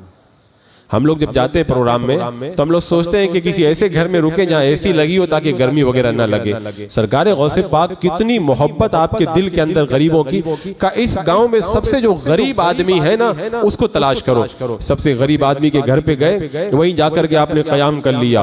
अब जब गौसे पाक किसी के मकान में रुक जाए तो फिर वो तो जंगल में मंगल हो जाता था। अब कोई पैसा ला रहा है, कोई कपड़ा ला रहा है, कोई मिठाई ला रहा है, कोई कुछ ला रहा है, घर के अंदर अंबाल लग गए। तोहफा और ताइफ के सुबह के वक्त में गौसे पाक जब रवाना होने लगे ना, आगे कहा जितने तोहफे आए सब तुम्हारे हैं। वहां के लोग बताते हैं गांव वाले, जब रात में गौसे पाक उस गांव में आए, उस घर में रुके थे, तो पूरे गांव का सबसे गरीब आदमी वही था, और सुबह के वक्त जब वहां से निकले तो पूरे इलाके का सबसे अमीर आदमी वही बन चुका था। ऐसी शफकत, ऐसी मोहब्बत अपने मुरीदों और गरीबों के लिए अल्लाह रब्बे कदीर ने गौसे पाक के दिल में अता फरमाई थी। हम कादरी गुलाम जब गौसे पाक हमें यहाँ पे फरामोश नहीं करते तो वहाँ क्या फरामोश करेंगे। हजरात मुकर्रम, ये निस्बत कादरी ये सबसे कीमती चीज़ है। मैं अपनी बात बताता हूँ, मेरी जिंदगी का सबसे कीमती लम्हा वो था जब हुजूर ताजुश शरिया के हाथ में हाथ दे के मैं कह रहा था कि मैंने अपना हाथ गौसे पाक के दस्ते पाक में दिया। वो एक लम्हा मेरी जिंदगी का सबसे कीमती लम्हा है। अगर वो लम्हा ना होता ना तो आज कोई हैसियत ना होती हमारी। बस वो गौसे पाक के कदमों में डाल दिया ना, तो बस जिंदगी की मेराज हो गई। क्यों? इसका पता अभी नहीं चलेगा, इसका पता बाद में चलेगा, मरने के बाद में कि निस्बत कादरी कितनी काम आती है। वो एक बंदा था ना, वो वजू बनाने के लिए बैठा था ऊपर, और नीचे इमाम अहमद इब्न हम्बल रदी अल्लाह तआला अन्हु वजू बना रहे थे। उसने देखा कि वक्त का इमाम नीचे बैठा हुआ है, वो उतर करके नीचे आया और नीचे बैठ करके वजू बनाने लगा। इमाम अहमद इब्न हम्बल का अदब किया। जब मौत के बाद लोगों ने उस बंदे को ख्वाब में देखा तो उससे पूछा कि तू कैसे जन्नत में पहुंच गया। कि अल्लाह की बारगाह में जब मेरी पेशी हुई ना, तो रब ने फरमाया तू जब वजू बना रहा था, तू ऊपर था, इमाम नीचे थे, तूने इमाम का अदब किया, तू नीचे आ गया, तेरे अदब की वजह से हमने तुझे जन्नत अता फरमा दी। अगर कोई इमाम अहमद इब्न हम्बल का एक दिन अदब कर ले, अल्लाह उसे जन्नती बना दे। और जो सारी जिंदगी कहे मैं तो कादरी गुलाम हूं, अल्लाह उसे जन्नत क्यों ना अता फरमाएगा। लेकिन एक बात याद रखना, ये जो मैं बार बार कह रहा हूं ना कादरी जन्नती है, इसका ये मतलब नहीं कि नमाज नहीं पढ़ोगे तब भी जन्नती है। ये नहीं कि इंशाअल्लाह ईमान पे खात्मा होगा तो जन्नत मिलेगी, लेकिन उसके लिए शर्त है, उसके लिए शर्त है गौसे पाक के फरामीन पे अमल करें। सरकार गौसे पाक ने क्या फरमाया था? फरमाया था, है मेरे मुरीद तूने ला इलाहा इल्लल्लाह कहा है, ला इलाहा इल्लल्लाह ये दावा है। फरमाते हैं इसके लिए दलील चाहिए। गौसे पाक फरमाते दलील क्या है? फरमाते हैं इसकी दलील यह है कि रब ने जिन कामों को करने का हुक्म दिया है उन कामों को कर, और रब ने जिन कामों को करने से मना किया है उन कामों से परहेज कर। यह है इसकी दलील। अगर तुम कलमा पढ़ते हो ना तो उसकी दलील भी अपने पास में रखो। गौसे पाक ने कितनी प्यारी बात फरमाई। फरमाते हैं, आए मेरे मुरीद, कितने ताज्जुब की बात है, मालिक अपने कुत्ते को रोटी का एक टुकड़ा जब दे देता है, वो कुत्ता दिन भर अपने मालिक की हिफाजत करता है। एक टुकड़े के ऊपर अल्लाह तुझे रात दिन हजारों नेमतें देता है, उसके बावजूद भी तू अल्लाह के फरामीन पे अमल नहीं करता। तो वो हदीस आपने सुनी है, रब फरमाता है, आदम के बेटे रोजाना तेरी तरफ से बुरे बुरे आमाल मेरे पास आते हैं और मेरी तरफ से अच्छी अच्छी नेमतें तेरे पास आती है। रब फरमाता है, आदम के बेटे मैंने एक बार का हो जा तो सातों आसमान और सातों जमीनें सीधे हो गए, लेकिन मैंने 1000 मर्तबा तुझे हुक्म दिया, लेकिन ऐ आदम के बेटे तू सीधा नहीं होता है, तू सीधा नहीं होता है। बता, हम गौसे पाक के गुलाम हैं और गौसे पाक ने बार बार हमें तंबीह की कि तुम शरीयत मुतहरा के ऊपर अमल करो। जब शरीयत की हद टूट जाती है तो तुम फितने में मुब्तला हो जाते हो। तो हजरत मुकर्रम, अगर गौसे पाक के फैजान को हासिल करना है तो फिर गौसे पाक के फरामीन पर अमल करना होगा। अगर उनके फरामीन पे अमल करेंगे ना तो गौसे पाक तो इतने मेहरबान, इतने मेहरबान। वो कुछ लोग कहते हैं ना गौसे पाक तो बगदाद में रहते हैं, मैं कहता हूं तुमको पता नहीं है, रमजान का महीना है, गौसे पाक की बारगाह में एक आया बंदा का, हुजूर मेरे घर में कल आके इफ्तारी कर लीजिएगा। फरमाया ठीक है। दूसरा आया का, हुजूर कल रोजा मेरे यहाँ खोलिएगा। फरमाया ठीक है। तीसरा आया, चौथा आया, सबको हाँ हाँ कहते 70 लोगों को हाँ कह दिया। अब सब इंतजाम करके बैठे हुए हैं। जब इफ्तारी का वक्त आया, गौसे पाक खानका में इफ्तारी लग गई, बैठ गए। अब दूसरे दिन जब मुरीद आए, बोले रात में बड़ा मजा आ गया, कल गौसे पाक मेरे घर रोजा खोल। और कहा नहीं नहीं मेरे घर पे आए थे। बोला नहीं मेरे घर पे आए थे। अब झगड़ा बढ़ गया तो खादिम ने कहा कहीं नहीं गए थे, हजरत यहीं पर खानका में थे। गौसे पाक की बारगाह में का, हुजूर माजरा क्या है? सब लोग अपने अपने घर की बातें कर रहे हैं, आप तो यहीं पे थे। फरमाया लोगों ने दावत दी, कबूल करना मैंने जरूरी समझा। कल मैंने यहाँ भी इफ्तारी की और सब घरों में मैंने इफ्तारी कर ली थी। जब गौसे पाक अपनी हयाते ज़ाहिरी में 70 लोगों के यहाँ इफ्तारी कर सकते हैं तो बंदा मोमिन जब मर जाता है तो उसका पावर तो और बढ़ जाता है। तो आज अगर 70,000 गुलाम उनको याद करे तो सबकी मदद को क्यों नहीं पहुंच सकते? गौसे पाक तो इतना ख्याल रखते, अपने मुरीदों को पढ़ा रहे हैं दरसगाह में, पढ़ाते पढ़ाते अचानक जलाल आ गया। ऐसे अपना हाथ उठाया, चादर के अंदर डाल दिया और फिर अंदर से जब हाथ निकाला तो ऐसे कतरे टपक रहे थे। अब मुरीद सब शागिर्द घबरा रहे हैं, कोई बोलने की हिम्मत नहीं। कुछ दिनों के बाद काफिला आया, गौसे पाक की बारगाह में नजराना पेश किया, पूछा माजरा क्या है? कहा हम लोग दरिया में थे, हम लोग दरिया में थे, अचानक तूफान आया, कोई रास्ता नजर नहीं आया। हमने कहा या शेख अब्दुल कादिर जिलानी शैयन लिल्लाहि अल मदद, हमने गौस को पुकारा है। अचानक एक हाथ जाहिर हुआ गैब से, ऐसे कश्ती को पकड़ा और पकड़ करके किनारे लगा दिया है। मैं कहता हूँ गौसे पाक जब पढ़ा रहे, अरे जब मैं तकरीर कर रहा हूँ मुझे कुछ ख्याल रहेगा कि बाहर मस्जिद के बाहर क्या हो रहा है। जो गौसे पाक पढ़ा रहे तब भी पता है कि समंदर में मेरा मुरीद कहाँ परेशान है। तो अपनी कब्र में जाने के बाद तो अल्लाह वालों की ताकत और बढ़ जाती है, वो तो अपनों पे और ज्यादा नजर करम फरमाया करते हैं। गौसे पाक वुजू बना रहे हैं, वुजू बनाते बनाते अचानक जलाल आया, ऐसे अपनी कड़ाह उठाई वो लकड़ी की और हवा में उछाल दी।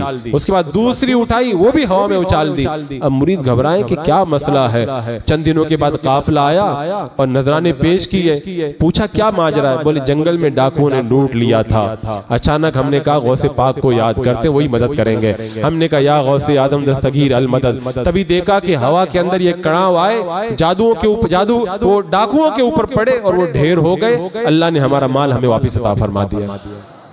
इतना गौसे पाक अपने मुरीदों का ख्याल रखते। तो आप कादरी गुलाम हैं, क्या गौसे पाक के नक्शे कदम पे नहीं चलेंगे? गौसे पाक रदी अल्लाह तआला अन्हु ने जो फरमाया उस पे अमल करें। हजरते अनस रदी अल्लाह तआला अन्हु इरशाद फरमाते हैं, 2 दिनों को कभी ना भूलना, 2 रातों को कभी ना भूलना।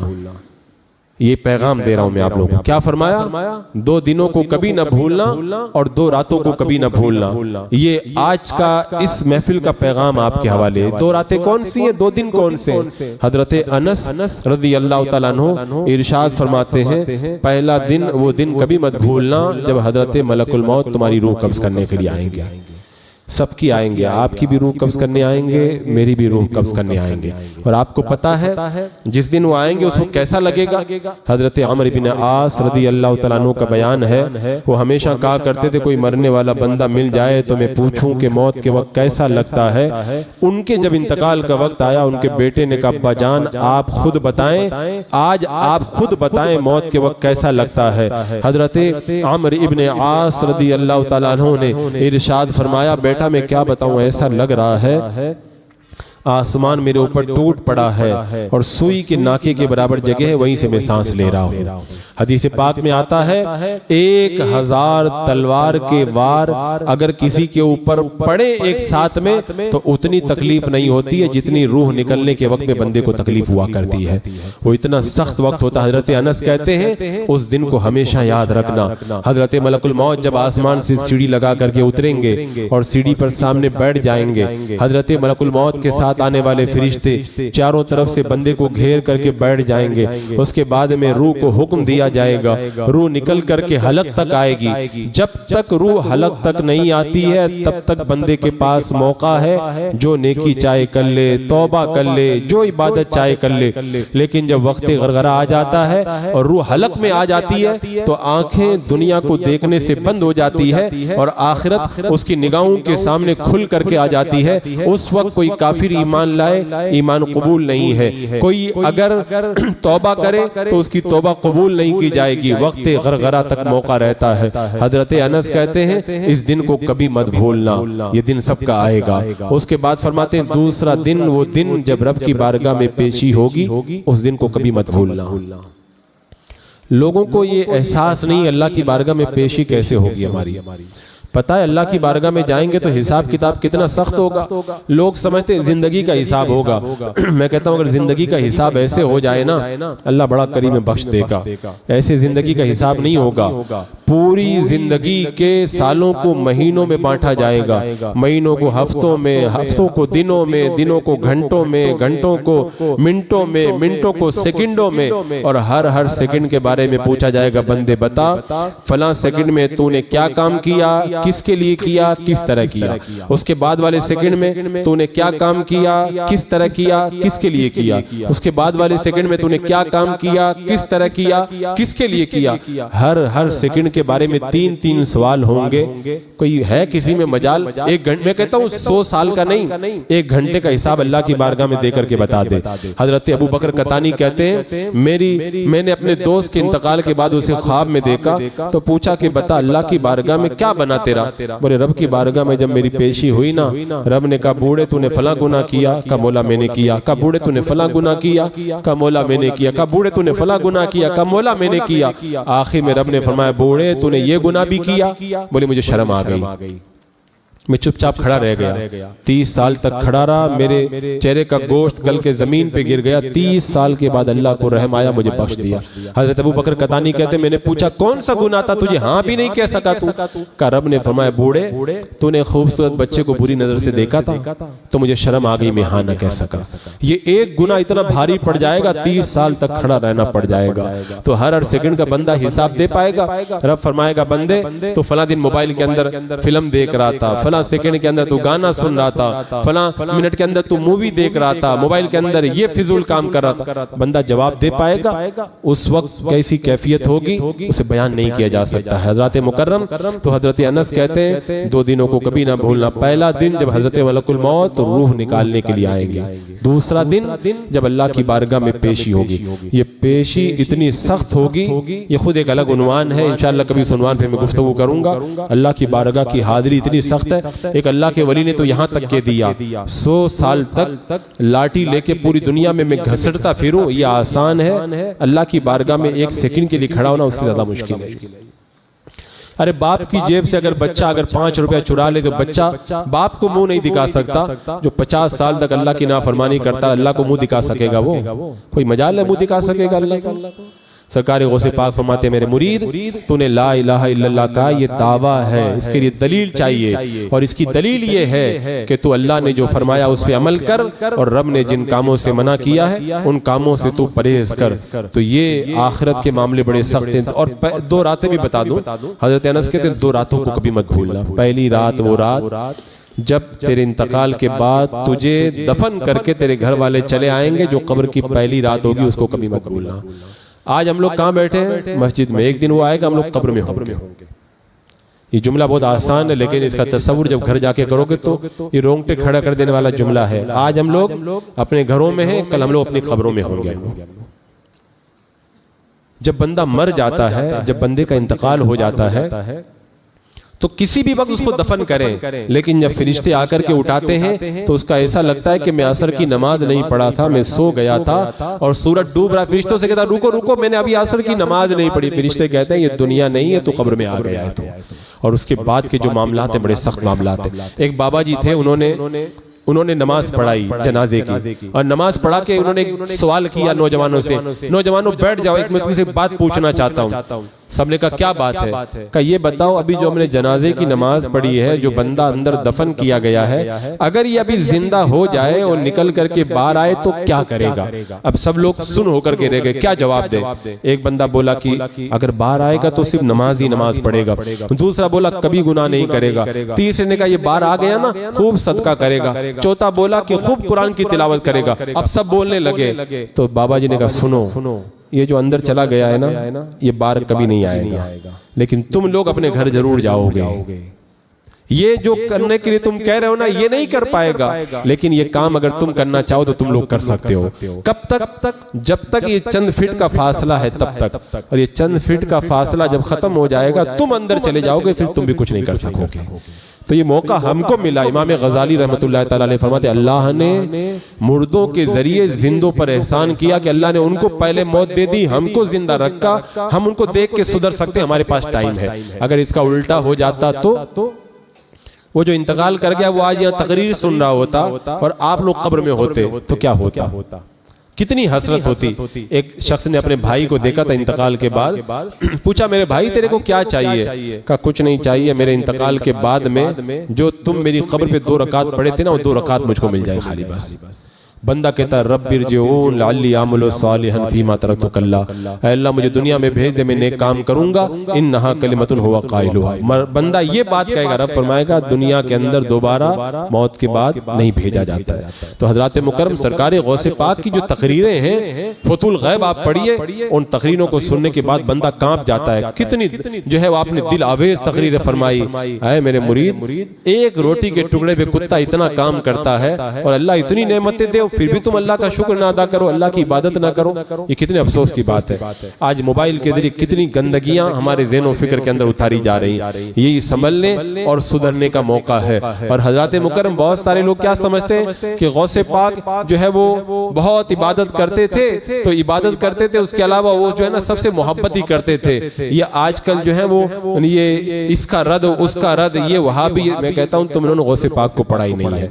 गौसे पाक रदी अल्लाह तआला अन्हु के बारे में इमाम नववी रहमतुल्लाह तआला अलैह फरमाते हैं बद मजहबों के खिलाफ गौसे पाक रदी अल्लाह तआला अन्हु बड़े सख्त थे, और जब उनका रद्द करते थे ना, डट करके रद्द फरमाया करते थे। आप मुझे बताएं, गौसे पाक ने 40 साल तक इशा के वुजू से फजर की नमाज अदा की, 25 साल तक बगदाद के जंगलों में इबादत की, 12 साल तक बुर्जे अज़मी के अंदर इबादत फरमाई, 15 साल तक एक रकात के अंदर रोजाना रात में पूरा कुरान पाक खत्म फरमाया। सरकार गौसे पाक रदी अल्लाह तआला अन्हु ने इस अंदाज के अंदर सारी जिंदगी इबादत फरमाई। उसके बावजूद भी जब आप बैठते थे कुर्सी खिताबत के ऊपर, तो आप गुमराह फिरकों का डट के रद्द करते थे। आप गुनियतुत तालिब उठा के देख लें, गौसे पाक ने सारे गुमराह फिरकों को जिक्र किया और आखिर में कहा मुसलमान पे लाजिम है कि अहले सुन्नत व जमात के सच्चे मसलक के ऊपर डट करके जिंदगी गुजारे।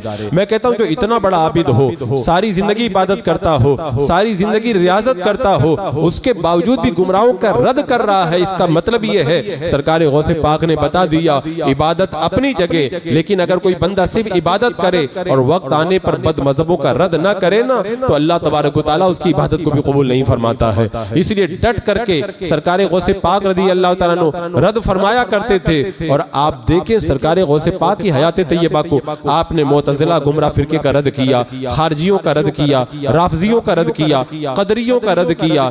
जो इतना बड़ा आबिद हो वो रद्द कर रहा है। हजरत इमाम इब्ने अकील हम्बली रहमतुल्लाह तआला अलैह फरमाते हैं अगर तुम ये पता लगाना चाहो, ये पता लगाना चाहो कि लोगों के दिलों में ईमान मजबूत है कि कमजोर है, तो मस्जिद में लोगों की भीड़ मत देखो, अरफात के मैदान में लब्बैक लब्बैक की तरफ ध्यान मत दो। अगर लोगों का ईमान देखना है तो ये देखो अल्लाह उसके रसूल के दुश्मनों के बारे में उसके दिल के अंदर कितनी नफरत है। अगर है नफरत समझ जाओ ईमान बड़ा मजबूत है, और अगर नफरत नहीं है तो चाहे कितनी भी लब्बैक की सदाएं बुलंद करे और कितनी भी इबादत करे उसका ईमान मजबूत नहीं हो सकता है। ये हमारे एक हदीस पाक में तो यहां तक आया जब दज्जाल निकलेगा ना, दज्जाल, तो कुछ लोग कहेंगे हमारा ईमान बड़ा मजबूत है, चलो दज्जाल को देख के आते हैं कैसा है दज्जाल। जब वो दज्जाल को देखने जाएंगे ना, उसको देख के उसका कलमा पढ़ के काफिर हो जाएंगे वो लोग कहते हैं कि कुछ नहीं होता है, मिलने से कुछ नहीं होता। दज्जाल के बारे में वो देखने जाएंगे और देख करके मादल्ला वो कुफ्र के अंदर मुब्तला हो जाएंगे। तो हजरत मुकर्रम सरकार गौसे पाक की जो तालीमात है ना, वो हमारे लिए मिशर राह है। सरकार गौसे पाक ने कितना प्यार किया अपने मुरीदों से। मैं कहता हूं अगर उनका प्यार देखो ना तो हम लोग तो कुछ भी नहीं है, साल में एक महफिल सजा लेते हैं, वरना उनका प्यार देखे। एक मुरीद है सरकार गौसे पाक का, वो रात में सोया ना, रात में जब सोया ना तो एक ही रात में 70 मरतबा नाइट फॉल हो गया, 70 मरतबा नहाना पड़ गया। सुबह को गौसे पाक की बारगाह में आया, इस इरादे से आया था कि मैं बताऊं कि हुजूर बड़ी मुसीबत हो गई, एक रात में 70 मरतबा नहाना पड़ गया। सरकार गौसे पाक ने कहा चुप रहो, मुझे मालूम है तुम क्यों आए हो। आला ने फरमाया था ना, बंदा मजबूर है खातिर पे है कब्जा तेरा, ऐ गौस हमारे दिल तो आपके कब्जे में है। और ये सरकार आला हजरत ने, सरकार गौसे पाक ने खुद फरमाया, जुमा की नमाज के लिए जब जा रहे थे ना, आपका मुरीद आपके साथ में था, दिल में सोचने लगा क्या बात है कोई मुसाफा करने नहीं आ रहा गौसे पाक से।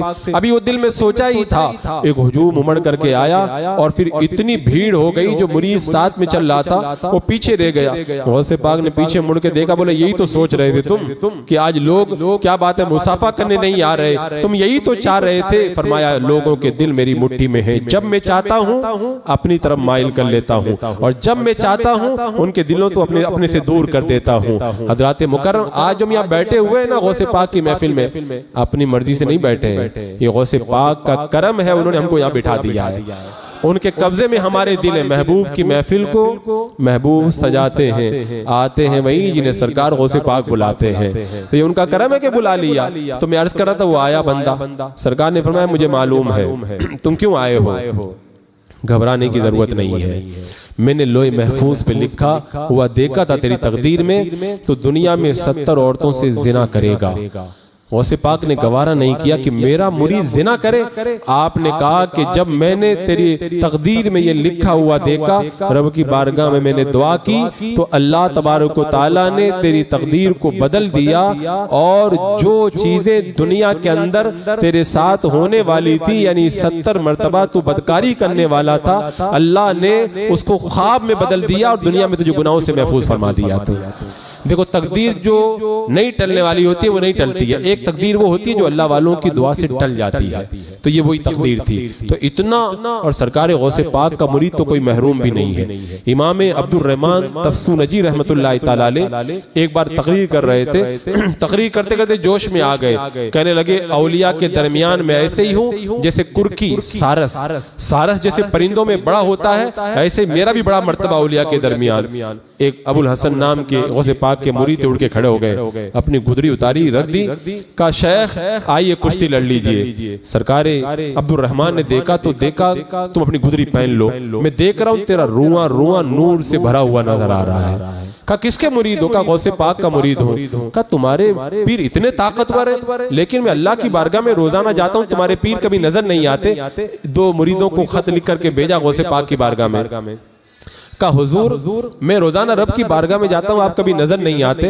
गौसे पाक की तरफ इधर से ये लोग रवाना हुए, गौसे पाक को उधर खबर हो गई, उधर से गौसे पाक ने अपने मुरीदों को रवाना किया, जाओ शेख अब्दुल रहमान को जाके मेरा पैगाम पहुंचा दो। ये गौसे पाक की बारगाह में मुरीद आए, आके कहने लगे कि सरकार गौसे पाक फरमाते हैं जो बरामदे में होता है वो घर के अंदर वालों को नहीं देख पाता है, आप तो खुदा की बारगाह में बरामदे में बैठने वाले हो, मैं अल्लाह के खास उस कुर्ब खास के अंदर में रहने वाला हूँ। मैं कहा सुनो फला दिन जो अल्लाह की तरफ से तुम्हें जो खिलाअत मिली थी ना, उससे कुल अल्लाह शरीफ लिखा था, मेरे ही हाथों से अल्लाह ने तुम्हें अता फरमाई थी। तो सरकार शेख अब्दुल रहमान तफसीर जिन सुना ना, का शेख सही फरमा रहे हैं, यह है कादरी निस्बत। बंदा जब कादरी गुलाम बन जाता है ना, उसका बेड़ा ऐसे पार हो जाता है। ये दिल्ली की सरजमीन है, ख्वाजा निजामुद्दीन औलिया रहमतुल्लाह तआला अलैह, इनकी बारगाह के अंदर लोग आए, का हुजूर बारिश नहीं हो रही है, हर तरह से दुआएं कर ली, सब कुछ करके देख लिया, लेकिन बाराने रहमत का नुज़ूल नहीं होता।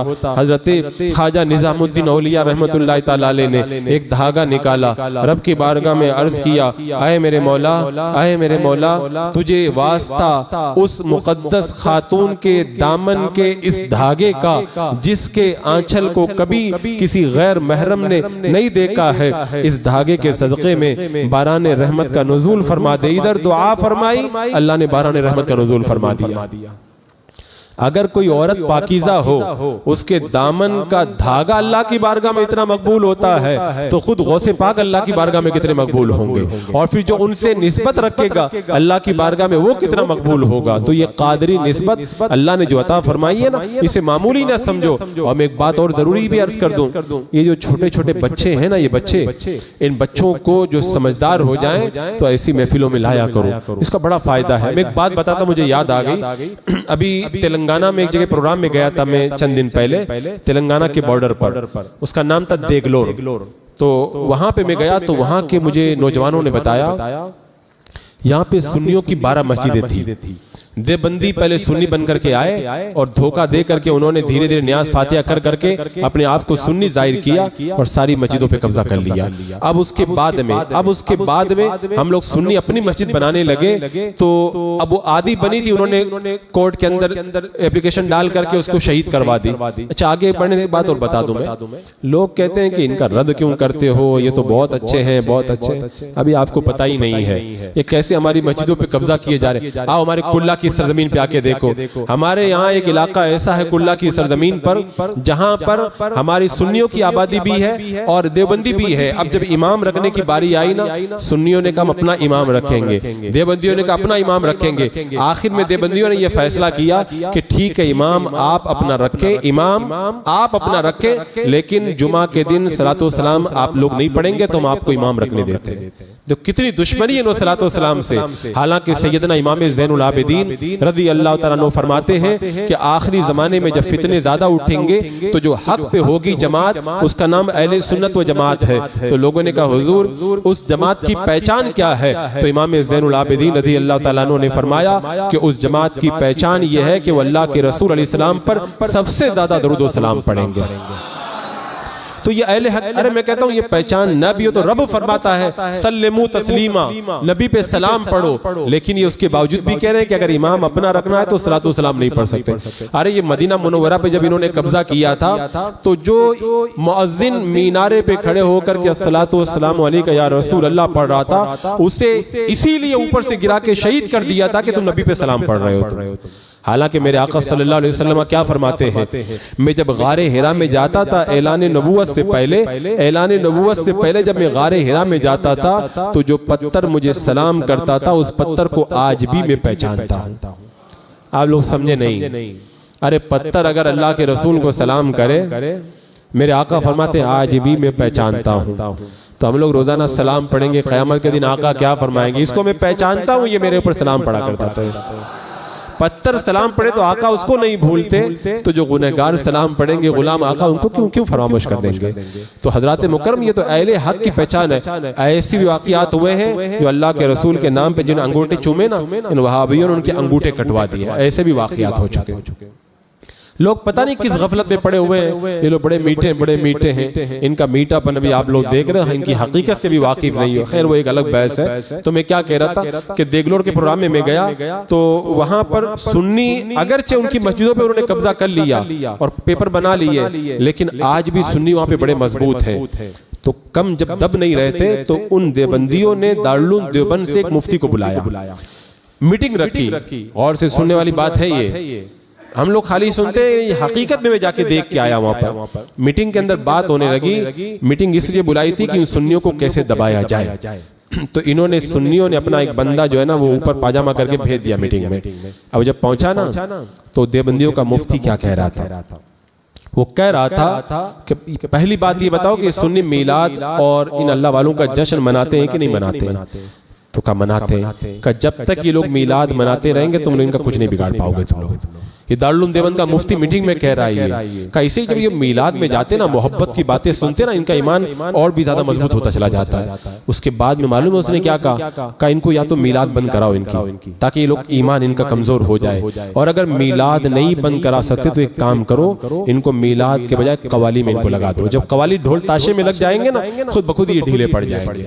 बताओ, हमारा दुश्मन भी डरता है हमारे इन प्रोग्रामों से। लोग कहते हैं इनका फायदा इतना बड़ा है कि हमारा दुश्मन भी डरता। मशवरा दे रहा है मुफ्ती कि इनको इन प्रोग्रामों से रोको, इनसे रुक जाएंगे ना उसके बाद में हम लोग इनको दबा करके ले जाएंगे। तो ये बच्चे आते हैं ना, इन बच्चों का ईमान इन बातों को सुन करके बड़ा मजबूत होता है। और फिर अल्लाह वालों की मोहब्बत जब दिल में बैठ जाती है ना, वो मैंने कहा था कि वो एक बंदा है, अल्लाह अकबर।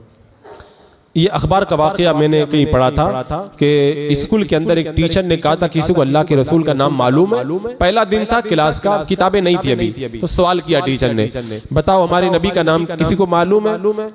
अहमद नाम का लड़का खड़ा हो गया, कहा मुझे मालूम। का बताओ, वो नहीं बता रहा है। काफी देर तक कहता रहा उस्ताद बताओ बताओ बताओ, नहीं बताया।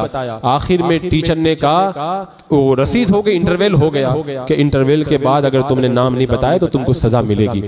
इंटरवल के बाद में जब वो आया तो उसके बाद में कहा, अहमद जल्दी बताओ, अगर अब तुमने नाम ना बताया तो मैं तुम्हारी पिटाई करूंगा। तो उसने कहा हमारे नबी का नाम मोहम्मद सल्लल्लाहु ताला अलैहि वसल्लम। तो उस्ताद ने कहा कि बेटा बात समझ में नहीं आई, आज तुमने इंटरवल से पहले इतना जिद क्यों किया? तुमको नाम मालूम था, तुमने नहीं बताया, अब आके फौरन बता दिया। वो बच्चा रो पड़ा, आंखों में आंसू आ गए। कहा मैं एक यतीम बच्चा हूँ, जब मैं छोटा था ना मेरे बाप का इंतकाल हो गया था। जब मैं छोटा था मेरा बाप मुझसे कहा करता था, बेटे एक बात हमेशा याद रखना, नबी का नाम कभी बेवजू कभी मत लेना। आपने इंटरवल से पहले जब नाम पूछा था ना, मेरा वजू नहीं था, आप मार मार के मेरी हड्डियां तोड़ देते, मैं अपने नबी का नाम बगैर वजू के नहीं ले सकता था।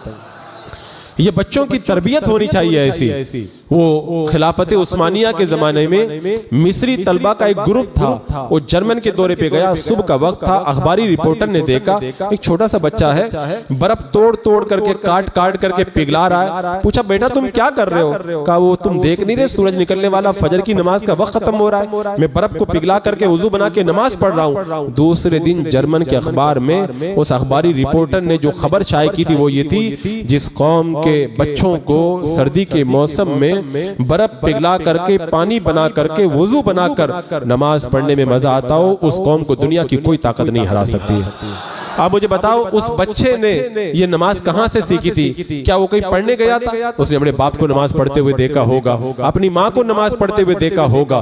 जब हम खुद अपने घर का माहौल बनाएंगे ना, तब ये बच्चे बदलेंगे। और ये नस्ल अगर तैयार हो गई ना, ये नस्ल, तो मैं कहता हूं आने वाला वक्त इंशाअल्लाह हमारा होगा। शरी अदालत ने एक चोर को सजा सुनाई थी, चोर का जुर्म साबित हो गया, इसके हाथ काट दिए जाएं। चोर ने कहा था, जज मेरे हाथ बाद में काटना, मेरी माँ की जबान पहले काट दो। का क्यों?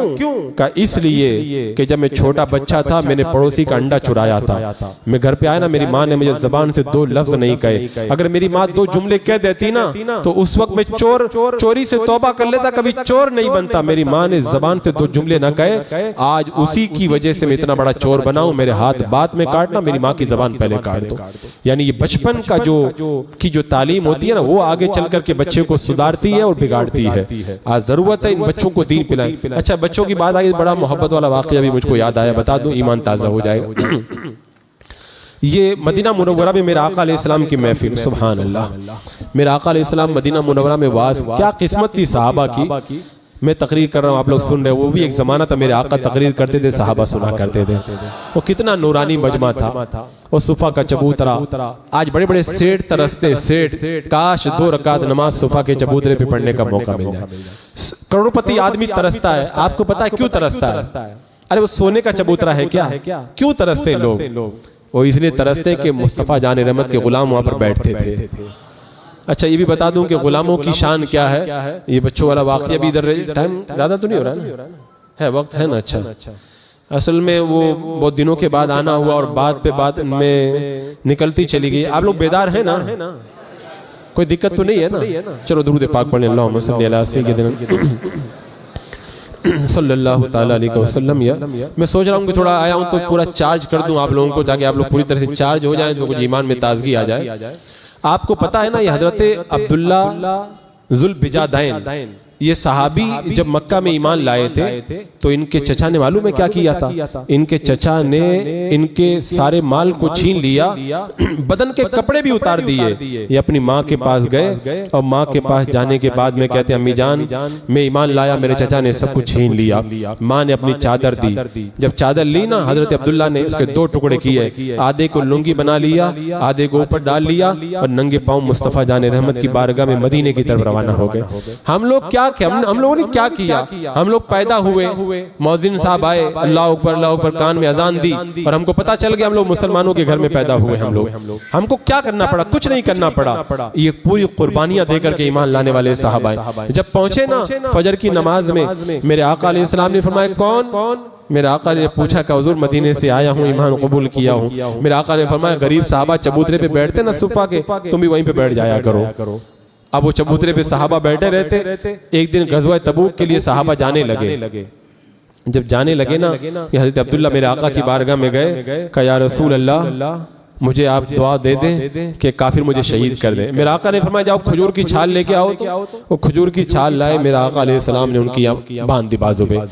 कहा अल्लाह मैं अब्दुल्ला का खून काफिरों पे हराम करता हूँ। या रसूलल्लाह मैं तो शहादत की दुआ करवा रहा हूँ, आप ये क्या दुआ कर रहे हैं मेरे लिए? फरमाया अब्दुल्ला, लोग कहते हैं नबी को गैब नहीं पता है। मेरे आका ने अब्दुल्ला अगर किसी को बुखार आ जाए और बुखार में इंतकाल हो जाए, वो भी तो शहीद हुआ करता है।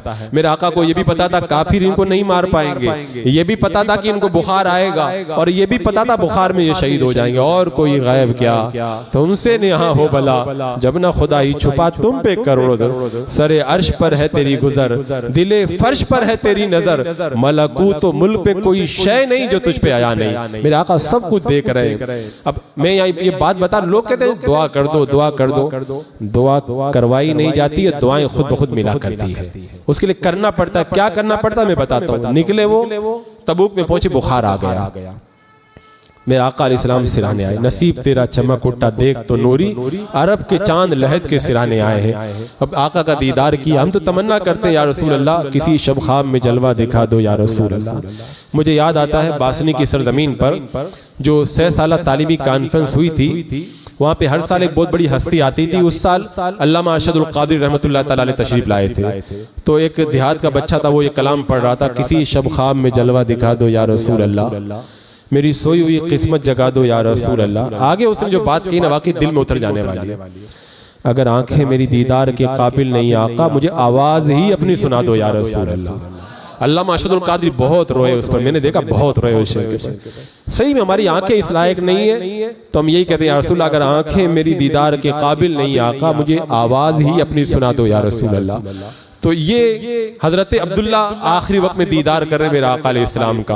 और फिर जब विसाल हुआ ना, तो आगे की जो बात है ना वाकई दिल को चीर देने वाली है। हजरत अबू बकर और हजरत उमर ने कब्र तैयार की, और जब कब्र तैयार हो गई ना, कौनेन के आका कब्र में उतर गए। हम तो तमन्ना करते हैं, वो जो आला कहा था ना कि ताहश्र लहराएंगे चश्मे नूर के, जलवा फरमा होगी जब तलअत रसूलुल्लाह की। आका जब कब्र में आएंगे ना तो ऐसे नूर के क्या फरमाए, ताहश्र लहराएंगे चश्मे नूर के चश्मे एकदम दरिया जारी होंगे नूर के। अब आला हज़रत सरकार ने जो कहा था, सरकार उतर गए कब्र में और दुआ जो दी ना मेरे आका ने, अल्लाह अकबर, कहे अल्लाह मैं अब्दुल्ला से राजी हूँ, अल्लाह तू भी अब्दुल्ला से राजी हो जा।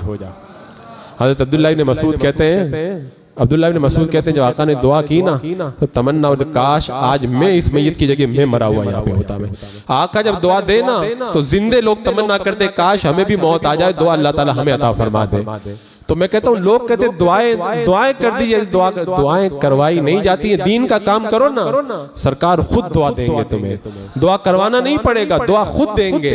दीन का काम उन्होंने किया, दुआ दी। तो मैं अर्ज क्या कर रहा था, सरकार मस्जिद नबी में तशरीफ फरमा है और वो सहाबा बैठे मेरे आका तकरीर फरमा रहे और नूर के वो बोल थे क्या प्यारे प्यारे। एक चचा अपने भतीजे की उंगली पकड़ के लाया और महफिल में लाके बिठा दिया। रोजाना आता, सुन के चला जाता। एक दिन इत्तेफाक की बात है, ये जो बच्चे आए इस पर मैं ये बात छेड़ा था ना बच्चों पर, तो बच्चा रोजाना आता महफिल में। एक दिन चचा नहीं आया, भतीजा अकेले चला आया। सरकार ने क़यामत का जिक्र कर दिया। तो भतीजा घर पे गया, अपने चचा से कहने लगा, जुल्लास बिन सुवैद चचा का नाम था। और चचा के दिल में निफाक था। का चचा आज तो मजा आ गया, सरकार क़यामत को जिक्र कर रहे थे, ऐसा लग रहा था जैसे क़यामत हमारी निगाहों के सामने आ गई है। तो उसने चचा ने मालूम है क्या कहा, अगर मोहम्मद सच्चे हैं तो हम लोग गधे से भी ज्यादा बदतर है माज़अल्लाह। जब गुस्ताखी की ना, आज लोग कहते हैं हम लोग कैसे चचा को छोड़ दे, वहां भी हो गया तो कैसे छोड़ दे भाई को। चचा, भतीजा एक छोटा बच्चा है, क्या कह रहा है, चचा आपने नबी की शान में गुस्ताखी की, आज से मेरा आपसे कोई ताल्लुक नहीं है, मैं सरकार की बारगाह में जाऊंगा, आपकी शिकायत करूंगा। अब भतीजा पहुंचा, कहा या रसूल अल्लाह मैं खुदा की बारगाह में और आपकी बारगाह में अपने चचा से बेजारी का इजहार करता हूं, मेरे चचा से मेरा कोई ताल्लुक नहीं है, उसने आपकी शान में गुस्ताखी कर दी है। तो बच्चा जब महफिल में आता ना बचपन में, वो जो सीखता है ना, तो सगा चचा भी अगर वहां भी हो जाए ना तो वो कहता मेरा चचा से कोई ताल्लुक नहीं है। अब उसके बाद में जब गुस्ताखी बयान की ना तो साहबा कहने लगे हुजूर आप बच्चे की बात मानते हो, बूढ़े आदमी हैं, आप उनके ऊपर कोई एक्शन न ले। अब बच्चे ने देखा मेरी कोई नहीं सुन रहा, बच्चे ने उंगली उठा दी, कहा अल्लाह अगर मैं सच्चा हूं तो मुझे सच्चा कर दे और मैं झूठा हूं तो मुझे झूठा कर दे। अल्लाह ने कुरान पाक की आयत करीम नादिल फरमा दी, फरमाया वो कलमा कुफ्र बक चुके हैं, ईमान से निकल चुके हैं। मेरे आका ने कान पकड़ा, बच्चे का कान पकड़ का, उमर अल्लाह ने तेरे कानों के सच होने को बयान फरमा दिया। फिर वो जुल्लास बिन सुवैद आए, तौबा की और सच्चे मुसलमान बन गए। तो बच्चा जब आता है ना महफिल में तो उसका ईमान इतना मजबूत हो जाता है ना, सारा घर एक तरफ हो जाए लेकिन बच्चे को फिर नहीं बदल पाता है वो। तो इन बच्चों का ईमान बड़ा मजबूत करो, आज वक्त है इनके ईमान को मजबूत करने की जरूरत है। आने वाला वक्त बड़े फितने अपने दामन के अंदर लेकर के आ रहा है। सरकार गौसे पाक रदी अल्लाह ताला ने बद मजहबों का रद्द जो है ना वो डट करके किया है, डट करके रद्द किया है। मैं कहता हूँ जब गौसे आजम जैसा मुत्तकी और परहेजगार, क्या आलम है मालूम, हज़रत अब्दुल्ला हरवी बयान करते हैं गौसे पाक रदी अल्लाह ताला अन्हु की बारगाह में मैं रहा हूं रात में 40 साल तक इशा के वजू से फजर की नमाज पढ़ी। कुछ रातें में अंदर गया तो गौसे पाक रात के 1/3 हिस्से में अल्लाह का जिक्र करते, फिर 1/3 हिस्से के अंदर आप नमाज अदा करते, फिर जो 1/3 हिस्सा बच जाता उसमें मुराकबा फरमाते। ऐसे पूरी रात गुजर जाती और सरकार गौसे पाक फरमाते जब रात होती थी ना तो मेरा हाथ कील की तरह दीवार में ऐसे गड़ा रहता था कि बिल्कुल हिल ना पाए और मुझे रात को नींद ना आए, और फिर मैं एक पांव पे खड़ा हो जाता था और रात में सेरी से पहले पहले पूरा कुरान खत्म करता था। 15 साल तक रोजाना पाबंदी से मैंने इस तरह कुरान पाक खत्म किया। आपको पता नहीं सरकार गौसे पाक ने कैसी इबादत की है। खुद फरमाते हैं कि मैं जंगल में जब अल्लाह की इबादत करता था ना, बगदाद में जब मैं पढ़ता था उस वक्त में कितनी मरतबा ऐसा होता था मैं बेहोश हो जाता था। लोग समझते थे अब्दुल कादिर का इंतकाल हो गया, वो ऐलान हो जाता था, गुस्ल देने वाले को बुलाते थे और मुझे तख्ते पे लिटा दिया जाता, गुस्ल देकर के कफन पहनाने की तैयारी करते, फिर मुझे होश आ जाता था। ऐसी इबादत आपने फरमाई और ऐसी रियाजत फरमाई, अल्लाह अकबर कबीरा। फरमाते हैं कि मैं जब इबादत करता था जंगल के अंदर शैतान आते थे, कहते अब्दुल कादिर यहाँ से चले जाओ, हम तुम्हें मारेंगे, ये करेंगे। वैसे पाक में जब मैं उठ के खड़ा होता था ना शैतान भागते हुए नजर आते थे। तो इतने बड़े आबिद और जायद बद मजहबों का खुल के रद्द कर रहे हैं। इसका मतलब ये है कि नजात अगर मिलेगी तो इबादत के साथ में गुमराहों का रद्द करने से मिलेगी, क्योंकि अल्लाह तबारक व तआला को बंदा बड़ा पसंद आता है। और मैं एक साफ बात कहता हूं, आप सर्वे करके देख लें, सर्वे करके आप देख लें पूरी दुनिया में अल्लाह ने रद्द वहाबिया करने वालों को जो इज्जत दी है ना, वो सुलह कुल्ली मौलवियों को इज्जत अल्लाह ने नहीं अता फरमाई है। आप बिल्कुल तलाश करके देख लें, ये खुद एक अलग मुस्तकिल उन्वान है। और आप लोग इस महफिल को सजाए हैं, गौसे पाक की तालीमात को अपने दिलो जान से लगा करके रखें, और इंशाअल्लाह फिर कभी मौका मिला तो तफसीली गुफ्तगू होगी। बस आज की महफिल में यही पैगाम आपके हवाले खास तौर से नौजवानों को पैगाम देके जा रहा हूँ। सारी दुनिया की गंदगी उठा के मोबाइल में रख दी गई है और हमारी जवानों की जवानियां खराब की जाए। अपनी जवानी को बचाओ, अपनी जवानियों की हिफाजत करो। इसलिए कि इमाम गजाली फरमाते हैं कि आंख में मच्छर चला जाए तो बंदा बर्दाश्त नहीं कर पाता, जहन्नम की आग कैसे बर्दाश्त करेगा। और एक हदीस में सुनाऊं, रोंगटे खड़े हो जाएंगे। ये हदीस कुदसी अल्लाह ताला खुद फरमाता है, ऐ आदम के बेटे, जब तू कब्र में जाएगा, कीड़े जब खाना शुरू करेंगे तो तेरी आंख ही से खाने की शुरुआत करेंगे, लिहाजा तू मेरी हराम की हुई चीजों को मत देखना। लिहाजा फितनों के इस माहौल में मोबाइल जब देखो ना, तो कम से कम इतना याद रखना कि हम मोबाइल को देख रहे हैं, अल्लाह हमें देख रहा है। मोबाइल की गंदगियों से बचाओ, अपनी जवानियों की हिफाजत करो। 40 दिन तक अपनी आंखों की हिफाजत कर लो। तुम कहते हैं नमाज में मजा नहीं आता, फिर देखो नमाज में कैसा मजा आता है। सजदे में सर रख दोगे ना, सर उठाने का दिल नहीं कहेगा, इतना नमाज में मजा आएगा। 40 दिन तक अपनी निगाहों को बचा करके दिखा दो। और आज वक्त अल्लाह को आज राजी कर लो, फिर चाहोगे कि अल्लाह राजी हो जाए तो फिर अल्लाह को राजी नहीं कर पाओगे। हजरत बैलोल दाना बगदाद के बाजार में थे ना, रो रहे थे। किसी ने कहा था क्या बात है, क्यों रो रहे हो? कहा मैं अल्लाह और बंदों के दरमियान सुलह करवा रहा था। तो कहा क्या हुआ, फिर सुलह हो गई? कहा सुलह नहीं हुई। कहा क्यों नहीं हुई? कहा अल्लाह तो राजी होता है, बंदा नहीं मान रहा है। चंद दिन के बाद में वो कब्रिस्तान में बैठे हुए थे, वही बंदा मिल गया। कहा यहाँ पे क्या कर रहे हैं? कहा अल्लाह और बंदों की सुलह करवा रहा हूँ। कहा अब सुलह हो गई? कहा अब भी सुलह नहीं हो रही। कहा क्यों? कहा बंदा तो मानने के लिए तैयार हो गया, अल्लाह राजी नहीं होता है। आज अगर हम चाहें ना, अल्लाह राजी हो जाएगा, लेकिन मरने के बाद अल्लाह राजी नहीं होगा। हम लोग अगरचे राजी हो जाना चाहे, आज मौका है, जो करना है वो कर लें। अल्हम्दुलिल्लाह आपकी मस्जिद के खतीब व इमाम हजरत मुफ्ती दाऊद साहब क़िबला बड़े मुतसल्लिफ सुन्नी है। आप इनके साथ में रह करके दीन मतीन की खिदमत करें, बाज़ाब्ता तौर पर यहाँ दीन का काम करें, नौजवान इनसे जुड़े ताकि दीन का काम हो। अरे अल्लाह ने जिंदगी दी है, कुछ दीन के काम के लिए खर्च करो, वरना तो मरने वाले तो कितने बुखार में मर जाते हैं, कितने लोग एक्सीडेंट होकर मर जाते। जिंदगी वो जिंदगी है जो दीन के लिए गुजर जाए, दीन के लिए अपना वक्त दो। मेरे आका अलैहिस्सलाम तो दीन के लिए इतनी कुर्बानी दी, अपनी बीमार बेटी हजरत रुकैया को छोड़ के बदर में चले गए थे। आपको नहीं मालूम है? मैं जब पढ़ता हूँ ना, मेरा दिल रो पड़ता है। सरकार ने बदर में फतेह पाई, मुसलमानों को फतेह हो गई ना, तो हजरत ज़ैद बिन हारिसा बदर से फतेह की खुशखबरी लेकर जब मदीने में दाखिल हो रहे थे ना, तो मदीने वाले जन्नतुल बकी में मेरे आका की बेटी हजरत रुकैया को जन्नतुल बकी में दफन करके जन्नतुल बकी से बाहर आ रहे थे। मेरे आका दीन के लिए अपनी बीमार बेटी को छोड़ के बदर में चले गए, और उस आका के दीन के लिए हमने कुछ नहीं किया। मेरे आका पूछेंगे क़यामत के दिन, मैं तो इतने 100 मील गर्मी के मौसम में तबूक के मैदान में भी चला गया था, मैं तो ओहद के मैदान में भी चला गया था, हमने दीन के लिए क्या किया? दीन के लिए वक्त दो अपना। 24 घंटा नहीं कहते नहीं दे पाते आप लोग, अब कम से कम रोजाना 1 घंटा तो दीन के लिए दोगे ना, बेड़ा पार हो जाएगा। नहीं दोगे ना तो मरना तो वैसे भी मर जाओगे।